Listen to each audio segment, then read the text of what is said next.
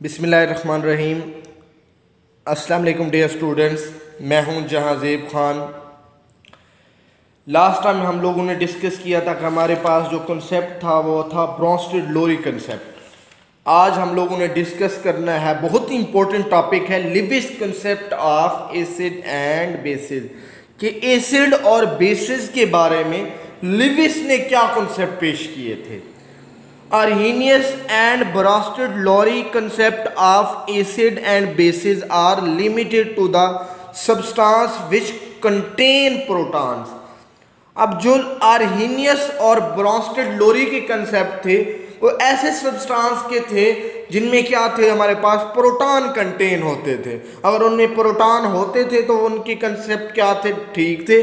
अगर कुछ कंपाउंड ऐसे हैं जिनमें प्रोटॉन नहीं है तो फिर उनके जो कंसेप्ट थे उस कंपाउंड के अंदर, उस सब्सटेंस के ऊपर अप्लाई नहीं होते थे। उसके बाद एक केमिस्ट था जिसका नाम था लिविस। उसने अपना एक क्या किया, आइडिया, अपना कंसेप्ट पेश किया, किसके लिए, एसिड और बेसिस के लिए। तो क्या कॉन्सेप्ट है, जीएन लिविस इन 1923 में उसने अपना ये कॉन्सेप्ट दिया था। Proposed a more general and broader concept of acid and bases.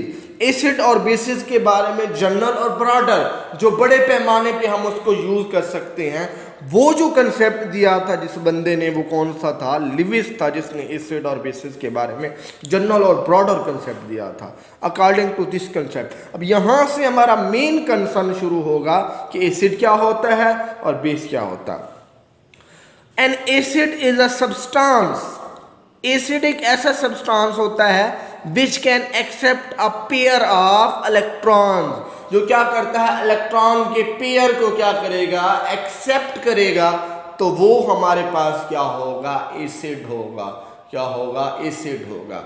अब सिंपल अल्फाज में मैं बताऊं तो लिविस के मुताबिक एसिड ऐसी स्पीशी है जिसमें इलेक्ट्रॉन की कमी होगी। क्या होगी, इलेक्ट्रॉन की कमी होगी। वो इलेक्ट्रॉन को क्या करेंगे, एक्सेप्ट करेंगे, वो क्या होंगे, एसिड। एक चीज आपने पढ़ी थी, octet rule student. Octet rule ये था कि वैलेंस शेल में मैक्सिमम कितने होने चाहिए, 8 इलेक्ट्रॉन होने चाहिए। 8 से कम होंगे तो वो फिर किसी दूसरे से इलेक्ट्रॉन को क्या करता है, वो एलिमेंट गेन करता है, कंपाउंड होता है। तो जितने भी इलेक्ट्रॉन डेफिशिएंट हैं एटम्स, जिनमें इलेक्ट्रॉन की कमी है, वो सारे क्या होंगे, एसिड होंगे। इस वजह से वो इलेक्ट्रॉन को क्या करेंगे, एक्सेप्ट करेंगे। And acid is a substance which can accept a pair of electrons while a base is a substance. Opposite हो जाएगा, जो डोनेट करेगा वो बेस होगा, जो एक्सेप्ट करेगा वो क्या होगा, एसिड होगा। While a base is a substance which can donate a pair of electron, जो इलेक्ट्रॉन के पेयर को डोनेट करेगा, किसी दूसरे को देगा, वो क्या होगा, बेस। जो कबूल करेगा उन इलेक्ट्रॉन पेयर को, वो क्या होगा, एसिड। होप सो आपको ये डेफिनेशंस क्लियर हुई होंगी। For example a reaction between ammonia and boron trifluoride. अब हम एक रिएक्शन देखते हैं किसके दरमियान, अमोनिया और बोरॉन ट्राइफ्लोराइड के दरमियान। Take place by forming coordinate covalent bond. Bonding देखी होगी, आयनिक बॉन्ड होता है, कोवलेंट बॉन्ड होता है, coordinate covalent bond. Coordinate covalent bond और ये होता है कि एक जो हमारे पास स्पीशी होती है वो इलेक्ट्रॉन को डोनेट करती है, पेयर ऑफ इलेक्ट्रॉन को। दूसरी जो क्या होती है वो उसको क्या करती है, एक्सेप्ट करती है। Between ammonia and boron trifluoride by donating electron pairs of ammonia and accepting that electron pair by boron trifluoride. अब यहाँ पे जो हमारे पास BF3 होगा, बोरॉन ट्राइफ्लोराइड, ये इलेक्ट्रॉन डेफिशिएंट है। क्या है, इलेक्ट्रॉन डेफिशिएंट, इसमें इलेक्ट्रॉन की क्या है, कमी है। अमोनिया के पास हमारे पास क्या है, लोन पेयर नाइट्रोजन के ऊपर मौजूद है। अब वहाँ से नाइट्रोजन से इलेक्ट्रॉन किसकी तरफ आ जाएंगे, बोरॉन की तरफ आ जाएंगे। यहाँ से हमारे पास क्या बन जाएगा, कोऑर्डिनेट कोवलेंट बॉन्ड। अब रिएक्शन की तरफ आए, बहुत ही इंपॉर्टेंट रिएक्शन है। ये देखें BF3 है ना, बी जो हो हमारे पास बोरॉन जो है वो सेंट्रल एटम है, इस साइड पे फ्लोरीन है, इस साइड पे फ्लोरीन है, इस साइड पे फ्लोरीन है। आप लोगों को पता है कि फ्लोरीन जो होता है वो हैलोजन ग्रुप से होता है, जो साल्ट बनाते हैं। तो हैलोजन ग्रुप के बैलेंस शेल में स्टूडेंट 7 इलेक्ट्रॉन होते हैं। देखिए फ्लोरीन के पास 7 इलेक्ट्रॉन है। ये जो हमारे पास ब्लैक डॉट लगे हुए हैं ये फ्लोरीन के इलेक्ट्रॉन है। इसके पास भी 7 है, इसके पास भी 7 है। बोरॉन जो होता है उसका एटॉमिक नंबर होता है स्टूडेंट्स 5। पहले शेल में 2 इलेक्ट्रॉन, दूसरे में कितने होते हैं 3। अब बोरॉन की जो 3 है उनको क्रॉस से शो किया हुआ, ये क्रॉस से, ये क्रॉस से, क्रॉस से। इस तरह करने से फ्लोरीन के भी 8 पूरे हो रहे हैं, इसके साथ भी क्या कर रहे हैं, बॉन्डिंग कर रहा है। Plus NH3। नाइट्रोजन के वैलेंस शेल में स्टूडेंट होते हैं 5 इलेक्ट्रॉन। कितने होते हैं, 5। 3 इलेक्ट्रॉन तो जुड़े हुए हैं हाइड्रोजन के साथ। किसके साथ, हाइड्रोजन के साथ। अब 2 इलेक्ट्रॉन इसके पास ऐसे हैं जैसे क्रॉस से शो किया हुआ है, जिनने किसी के साथ कोई रिएक्शन नहीं किया। अब ये जो 2 इलेक्ट्रॉन हैं, ये अपने 2 इलेक्ट्रॉन किसको डोनेट कर देता है, बोरॉन को। अब ये इलेक्ट्रॉन डोनेट कर रहा है तो NH3 क्या हो जाता है हमारे पास, बेस। अब क्योंकि BF3 इलेक्ट्रॉन को एक्सेप्ट कर रहा है तो BF3 क्या हो जाता है, एसिड हो जाता है। अब देखें रिएक्शन, देखें अब कोऑर्डिनेट कोवेलेंट बॉन्ड के रिएक्शन को हम एरो से शो करते हैं। ये एरो आ रहा है किससे, नाइट्रोजन, मतलब नाइट्रोजन इलेक्ट्रॉन का पेयर दे रहा है। किसको दे रहा है, बोरॉन को दे रहा है। तो इस वजह से ये वाला जो स्पीशीज होगी NH3, ये बेस बन जाएगी। और BF3 जो होगी, क्योंकि बोरॉन के पास इलेक्ट्रॉन की कमी है, इलेक्ट्रॉन डेफिशिएंट मॉलिक्यूल है, तो ये हमारे पास क्या हो जाएगा, एसिड। ओवरऑल रिएक्शन आप देख लें कि नाइट्रोजन से एरो किसकी तरफ आ रहा है, बोरॉन की तरफ आ रहा है। होप सो आपको ये रिएक्शन क्लियर हुआ होगा।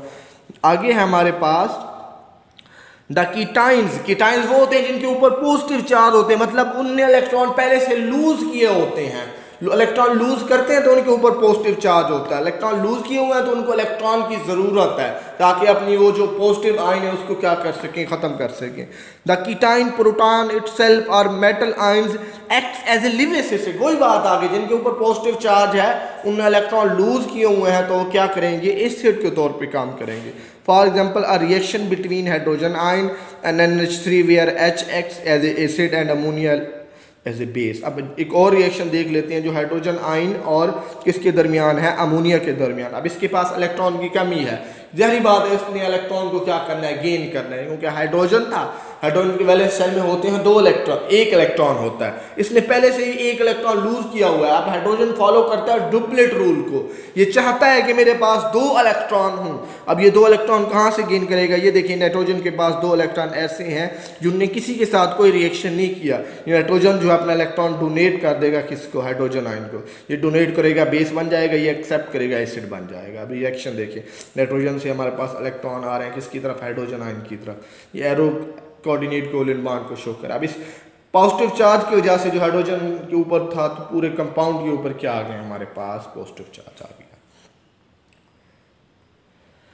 उसके बाद वो बोलता है कि the product of any Lewis acid base reaction is a single species. कोई भी लिविस एसिड बेस रिएक्शन उसका जो प्रोडक्ट होगा वो क्या होगा, एक सिंगल स्पीशी होगा, जिसको हम खास नाम देखते हैं adduct, is called adduct. So neutralization reaction according to Lewis concept is the donation and acceptance of electron pair। तो न्यूट्रलाइजेशन रिएक्शन क्या है, लिविस के मुताबिक या इलेक्ट्रॉन डोनेट होते हैं या क्या होते हैं, एक्सेप्ट होते हैं। तो form coordinate covalent bond in adduct. वो जो अडक्ट है उसमें क्या बनता है, जो प्रोडक्ट बना है उसमें क्या होता है, कोऑर्डिनेट कोवेलेंट बॉन्ड होता है एक्सेप्टेंस से और इलेक्ट्रॉन के डोनेशन से। उसके बाद बोलता है acids are electron pair acceptors. वही बात आ गई, एसिड जो होगा इलेक्ट्रॉन पेयर को एक्सेप्ट करते हैं, while bases are electron pair donors. और जबकि बेस जो होंगे इलेक्ट्रॉन पेयर क्या होंगे, डोनर होंगे। Thus it is evident that any substance which has unshared pair of electron act as a Lewis base। कोई भी सब्सटेंस जिसके पास अनशेयर्ड पेयर ऑफ इलेक्ट्रॉन है, जो वो इलेक्ट्रॉन जिनने किसी के साथ कोई रिएक्शन नहीं किया, वो जो कंपाउंड होगा वो किसके तौर पे वर्क करेगा, लिविस बेस के तौर पे। While a substance which has empty orbital, और वो सब्सटेंस जिसके एम्प्टी ऑर्बिटल है, जिनमें इलेक्ट्रॉन की कमी है, वो एक लिविस एसिड के तौर पे वर्क करेंगे। That can accommodate the pair of electron act as a Lewis acid। Example of Lewis acid and bases are given below। अब Lewis acid क्या है, according to Lewis concept following species acts as a Lewis acid। पहला point है molecule in which central atom has incomplete octet. वो molecule जिसका central atom में जो क्या हो, ऑक्टेट कंप्लीट ना हो, उसमें 8 इलेक्ट्रॉन ना हो, उनमें इलेक्ट्रॉन क्या हो, कम हो, तो वो क्या होगा आपके पास लिविस एसिड के तौर पे वर्क करेगा। For example BF3। अब देखें BF3 में बोरॉन का हमारे पास जो सेंट्रल एटम है उसके पास 8 इलेक्ट्रॉन नहीं है, तो ये लिविस एसिड के तौर पे वर्क कर रहा है। AlCl3 एल्यूमिनियम के पास भी ऑक्टेट फॉलो नहीं हो रहा, तो ये क्या होगा, लिविस एसिड होगा। FeCl3 आयरन क्लोराइड जो हमारे पास है, इसमें भी आयरन के पास हमारे पास ऑक्टेट पूरा नहीं हो रहा, इस वजह से ये लीविस एसिड तौर पर करता है।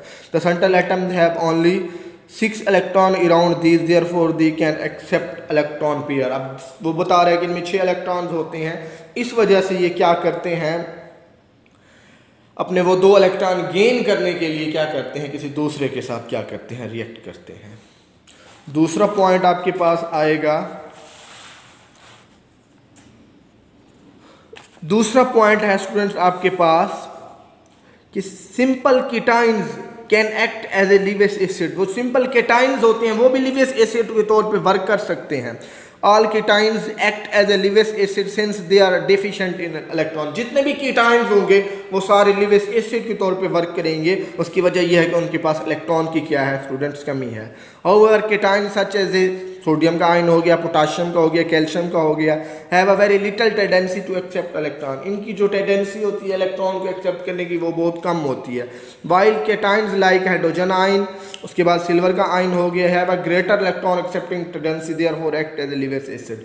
चाहे टेंडेंसी हो कम, चाहे टेंडेंसी हो ज्यादा, अगर इलेक्ट्रॉन गेन करेंगे तो वो क्या होंगे, लीवियस एसिड होंगे। अब लीवियस बेस बिल्कुल इसके अपोजिट हो जाएगा।